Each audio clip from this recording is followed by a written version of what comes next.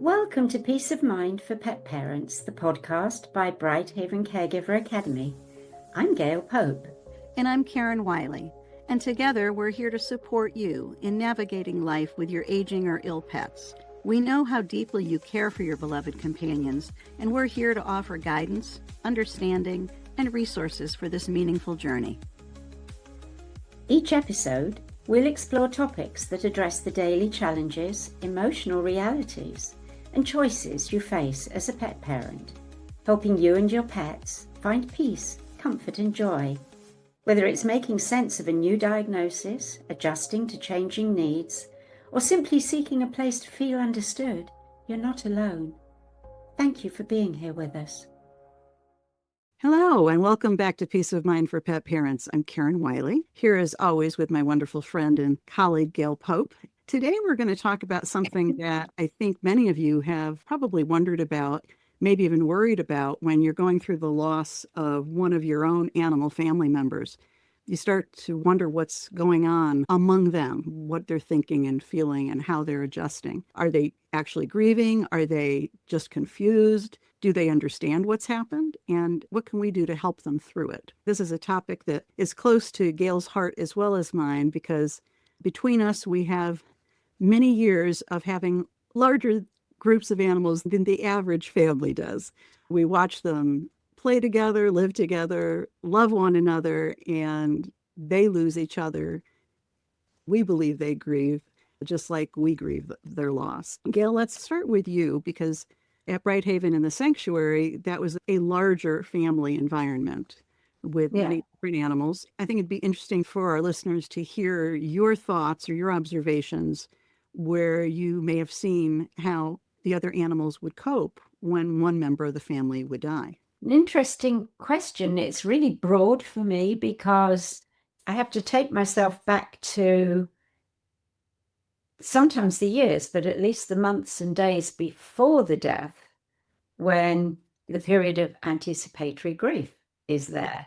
So we've seen particular animal friendships grow and even develop further during the end of life period. I think after the death, we do generally see a change in those animals where they become quieter. Well, humans are animals, animals are humans. It's all the same thing, but the same grief response, that they do get quieter. They do draw into their shells a little more. Yes, it's the same. Maybe they don't eat as much. They're more solitary. And so it makes total sense that they would do that. Others, where I've seen groups of animals, like obviously the famous Ollie group, those 6 cats were with him for weeks before he left. They all showed different grief. So that was interesting to me because none of them were particularly close to him as friends before he wound down to the end of his life. That they were all there as doulas while he was dying. Then after he died, there were those that, like Beauregard, who was like the chief doula, he sat with him even after Ollie was dead. He lay down, he put his arm round Ollie's neck, and he put his head on top of Ollie's head, and he just lay there with him. So he expressed his grief in that way, and he stayed close, whereas one or two of Barney, for instance, after Ollie breathed his last, Barney went off to the kitchen to see if there was any food coming. It was like, I've done my job. It wasn't done nastily in any way, but it was like he had closure. So I think animals are very much like humans. We all grieve differently in different situations with different people and with different animals too. Depending on how close they've been, how distant they are, sometimes I think they're reconciling any differences they had. I'll see 2 animals come together that during most of their lifetime weren't the best of friends. But then toward the end, there seems to be some reconciliation, some resolution, some baseline that they were able to achieve. At least that's what I've seen. And of course, when I had the larger numbers of cats, it was because I was in a purebred breeding situation. So I had several generations of family members. And over time, the ones I would keep till their bodies give out between 15 and 20 for the most part, I would have a lot of them that had been together for 10 years or more. Exactly. They didn't know what life was like without certain family members being there. Yeah, they had a deep family bond, and that would be very understandable to be much more like the human way of grieving, wouldn't it? That's what I saw for mine. It's largely, as I know I've shared it other times, it's why I felt it was so necessary to have our own version of awake because of those close relationships, because mine were behaving in some ways like doulas, like you would describe. Mine often laid together as a group on the couch or a group on a chair or being together on a cat tree. So having them all together while one of the family was declining was just part of what happened. It was family. It was family. So it wasn't like I had to isolate the one who was declining. Everybody was trying to take care of the one who was declining in some way, whether it's giving them a little space, a few inches away if they thought that was needed, or lending their body warmth, getting right up to them. Grooming was always a big one. They're grooming them a lot, wouldn't they? You're absolutely right, because that's one of the first things we start to see during a natural decline, that the energy is going toward living and not focusing much on cleaning up.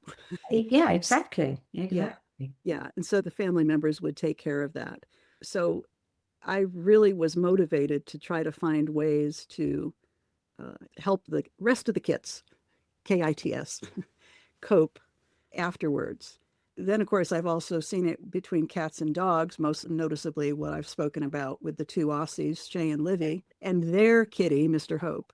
That was difficult for them. And they were present during his palliative care 2.5 years and the last 3 months of his life. We probably should have considered it hospice because he was on a lot of medications, but he still acted as a member of the family. Yeah. But I think they knew. I think they had a sense. It took them a while. Their eyes would go to his cat tree. Their eyes would go to his bed on top of Chey's crate. They would always be visually, of course, they're herding dogs, and with Hope being a member of the family, they were always looking. I would say that went on for several weeks. It was not just a day or two. It was very much, where is he? I think one of the most things that we always used to do, I don't know, for some people, perhaps it's not as important. If the animal that had died had a favorite bed that they used, I would leave it where it was. It would be very clear that other animals would go up to it, sniff and smell it, walk right by it. They all behaved differently, but nobody used that bed. And then eventually I would pick up the bed and find it a different home, wash it if it needed, or put clean blankets in it. And then someone would claim it right away. It's a new bed. But while it was there and it was his bed or her bed, they honored that bed. So they had their own way of honoring too. I think when the animal has passed on initially, allowing them to be with the body is also important. Some not, and others, as I've said before, would just literally walk over them as though they couldn't even see them or didn't care. And others would go and spend time or give them a quick lick, walk on, but they would acknowledge the body. I always wondered whether it was that they're higher beings than us, obviously, and they realized it was the earth house and the spirit was no longer there. So what? Giving him a quick lick and he's not there. Cute house. Off we go. I do think that for those of us who provide hospice care for our pets, over a period of time, the other pets in the family can make observation and can adapt, and they seem to cope pretty well. I believe I've mentioned at another time on one of our podcasts, I did have an emergency surgery, a cat, a few years ago, and he survived the surgery, but within an hour died. He came home. I brought his body home, I guess maybe say 36 hours after I had brought him to the ER. The two cats, their critical group, there was a group of 3 kittens we took in during COVID, so they wouldn't be sitting in the shelter for 7 months. So they were a pretty tight group. The guy that died during the surgery, Gunnar, he and his sister Giselle, they looked like twins. They behaved like twins, always together. This happened when they were about 3 years old, and I brought him home, and the clinic had a little white cardboard casket basically for him. They'd wrapped him in beautiful little fabrics, and I brought him in and I arranged him for the two. I always think of them as kittens. They're 6 years old now. Put him on the floor in this bed so that they could easily access. His sister was almost glaring at him for a couple minutes, just staring and staring. She literally went over to his body and smelled his body. She took her paw and she started hitting him, just because I don't think she could. There was no energy. He wasn't there, but his she's like, body was there. yeah. And I swear she was angry. It was confusing. There was anger. And then she'd move away 2-3 feet away and just sit there and kind of look around. Then she'd be looking back at him. She'd be looking around, looking back at him. And then she'd come over and she'd do the same thing. Wow. And, that I've been so used to natural decline and natural That was transition. different.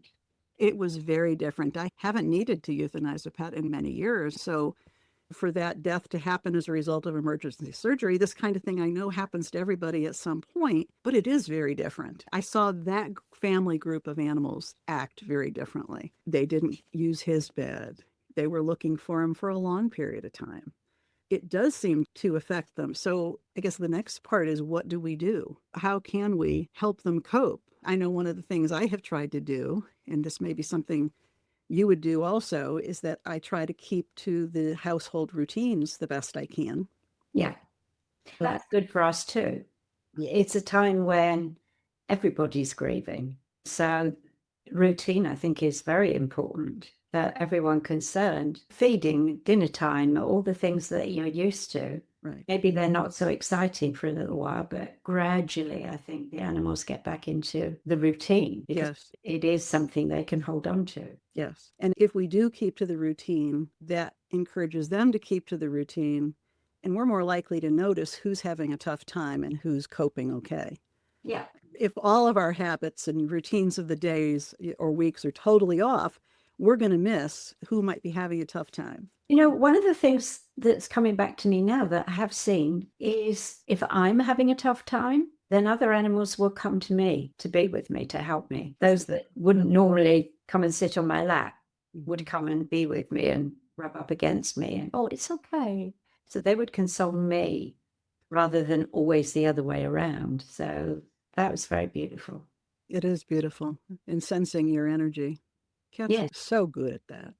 Aren't they? Dogs too, I think. They come and sit in front of you and put a paw in your lap and look lovingly into your face when you're crying. That just makes you cry more, doesn't it? And they say, let me take those tears away. And they're licking your face incessantly. Exactly. Exactly. What would we do without them? Oh, God knows. I can't imagine my life without them. My hands have always had an armful of a cat or two or more.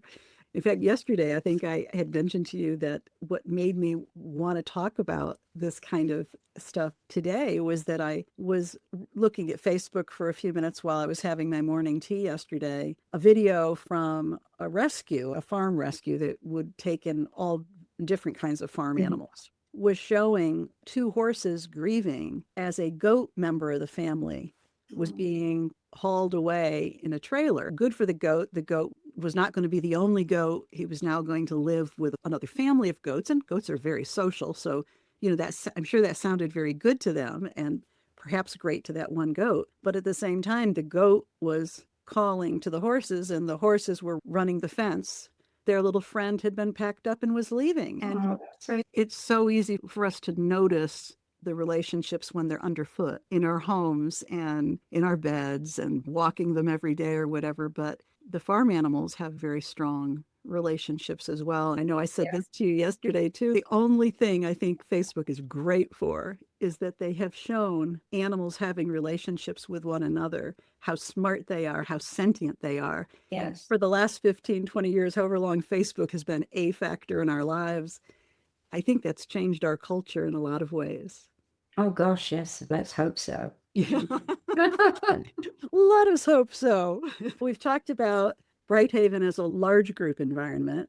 Mine is still a group environment, but a little smaller. Then, of course, last fall, you lost Percy and Andy in a 2-week period last September.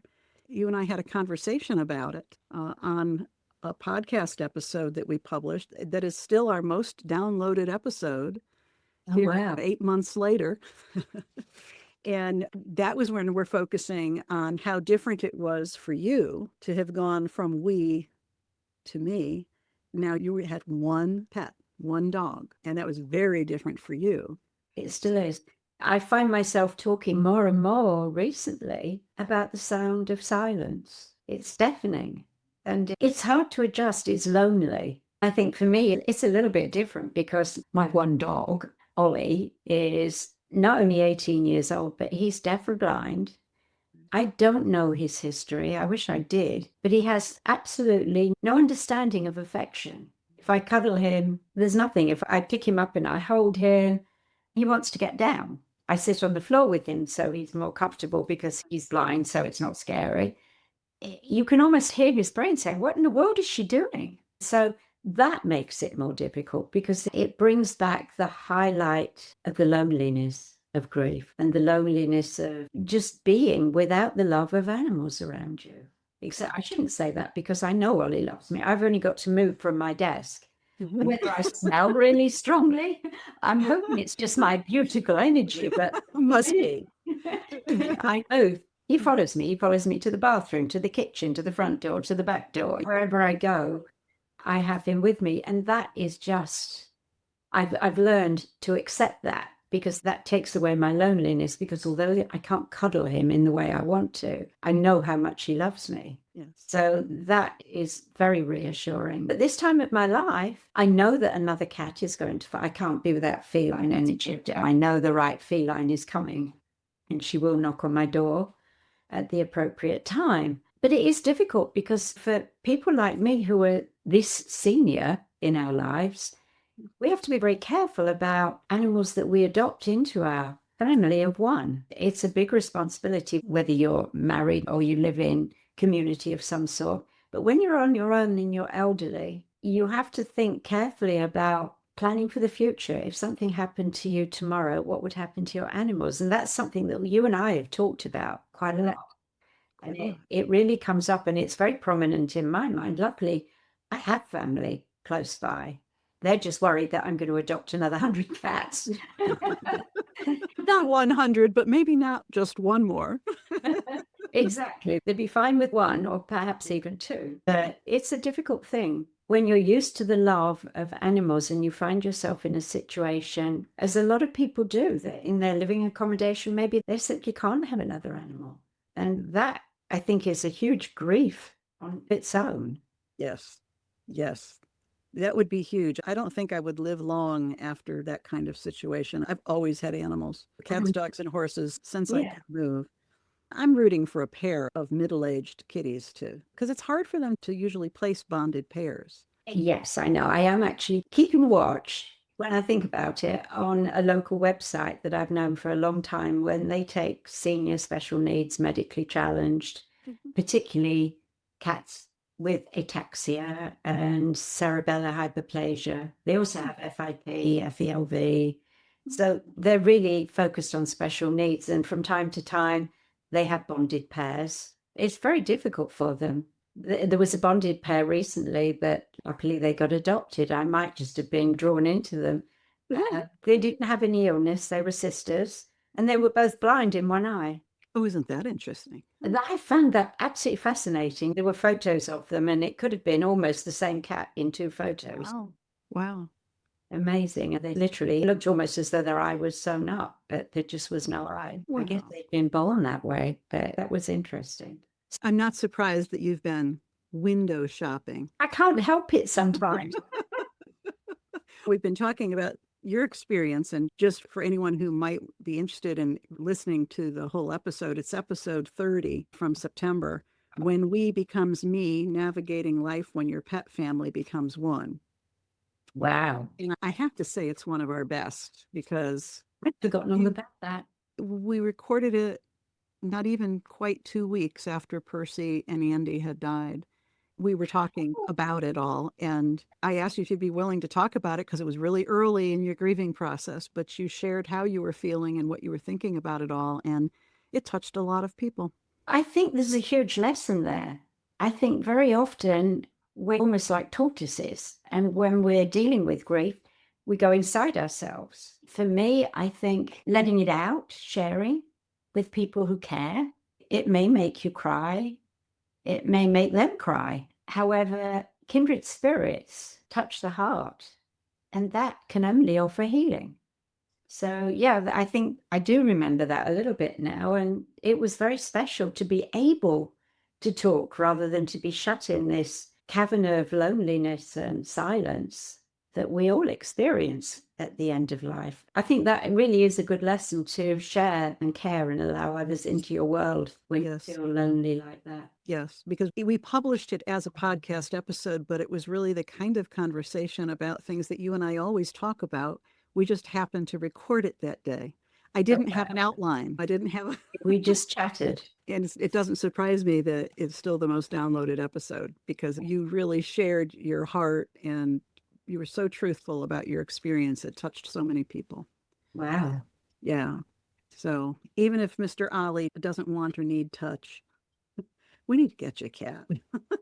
He makes me laugh. Good. His intelligence. They always say if you lose one sense or another sense, you develop something else. For him, his joy of life is amazing. He'll be so excited he'll run into a wall because he's leaping and bouncing with joy. He actually loves toys that have a treat hidden in them. It's a puzzle mat of some sort. Oh my gosh, he absolutely loves things like that. At 18 years old, he'll pick up a ball and fling it in the air, and then he'll go and find it. Sometimes he can't find it, but it's fairly close by. He'll find it and then he'll fling it again. But So there's a puppy inside. Yeah. And as you're describing that to me, I don't remember you describing that kind of behavior from him before Andy died. No. I don't. So that's a totally different adaptation for him, because although you rescued the two of them together, bound together, and you rescued them together, but they weren't always physically entwined with one another. No, they were very bonded, but not physically. Still, yeah. And so it's interesting that Ollie's had to adapt because he doesn't have another. And he's taken a new lease on life. I think we all thought that after Andy had died and he lost his anchor, as it were, that he would slowly wind down. I was prepared for that. It was what I expected. But he's wound up instead of winding down. It's astonishing. Especially for an animal of his age to take on this new lease of life. It's very beautiful. Yeah, I think that's an interesting way for animals to adapt after the loss of a family member, because it was very much him and Andy for a very long time, and yet he's found a way to enjoy himself. Oh yeah, he's got a new lease on life now. It's fascinating. He's got a job, hasn't he? He's looking after me. He's taking care of his mom, looking forward to year 19. There you go.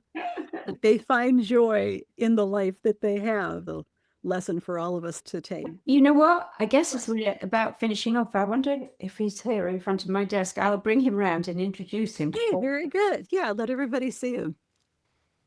Oh my word. Hey, look at you. I know I disturbed you, didn't I? Oh.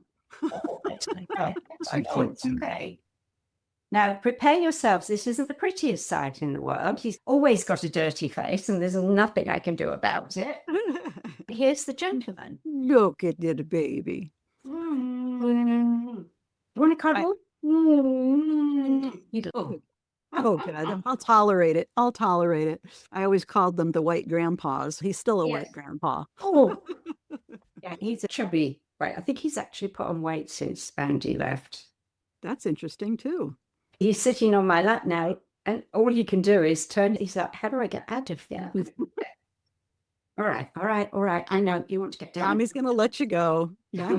Back to your sleeping area. Yeah. We'll probably go to the kitchen to see if there's any food anywhere. One must have priorities, Gail. Yes. Gotta have priorities here. Actually, the kitchen has always been one of my biggest priorities in life. Then you and Ollie share interest in something then. We both love our food. Both loving your food. Well, as we bring today's conversation to a close, it keeps coming back to something that feels important to name. And that is that we started thinking today about other animals and about how we can help them. What is it that they need when other members of the family are lost? When we are all sharing grief in some way, because they feel it too. But caring for them through their grief, as you were saying a little earlier, Gail, noticing them, maintaining their routines, maintaining our routines for ourselves at the same time, giving them space to process their grief in their own way. That's not a distraction from our own grief about an animal. It's grief expressed as love, because God knows we love them. It's what we've always done for the four-footers in our care. So, Gail, how would you like to close us out today? Oh, I know. You probably know what I'm going to say, because it's one of my favorite things at the moment that has touched me so deeply, and it's always in my mind. That is a short little poem or a quotation from Jamie Anderson. I won't read out the whole thing right now, but just the part that touched me. It's only 4 little lines. Grief is purely love with no place to go. And that touches, I get goosey every time I think of it, because when you think it through, grief is love. I've never thought of it actually as love before. It's sadness, it's sorrow, but it's because of the love. And so it is the love. And it's very deep. That's just such a beautiful way to look at it. I guess this is a good time to remind everyone that the rose ceremony for May is on Sunday, May 10th. So that's coming up in not quite 2 weeks. That is Mother's Day Sunday, so that might mean that some people can't come. But for anyone who would like to celebrate the life of a pet that you've lost, whether you've lost them recently or a long time ago, you are welcome to join us. Just go to the brightpathforpets.com website and the page on Rose Ceremony. We'll put that link in the show notes so you can find it easily as well. Perfect. All right. And with that, we will say thank you as always for joining us, and have a wonderful week. Bye-bye now. Goodbye. Thank you for joining us on Peace of Mind for Pet Parents. We hope today's episode has offered you support and insight as you care for your aging or ill pets. Remember, it's not just about the end, it's about living well at every stage of life. To continue your journey with us, explore more resources at BrightHaven Caregiver Academy's website, brightpathforpets.com, where you'll find guides, assessments, and a caring community of pet parents like you. Until next time, may you and your pets find comfort, connection, and peace in every moment. Take care.